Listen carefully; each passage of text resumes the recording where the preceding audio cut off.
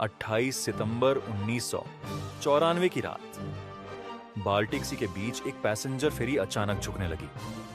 लोग अपनी केबिन से बाहर भागने लगे, लेकिन किसी को समझ नहीं आ रहा था कि हो क्या रहा है। कुछ ही मिनट्स में पानी शिप के अंदर भरने लगा और सिर्फ 1 घंटे के अंदर पूरा फेरी समुंदर के अंदर गायब हो गया। सुबह होने तक 852 लोग अपनी जान गंवा चुके थे। आखिर ऐसा क्या हुआ था उस रात कि एक मॉडर्न पैसेंजर फेरी इतनी जल्दी डूब गई? ये है कहानी एमएस एस्टोनिया डिजास्टर की।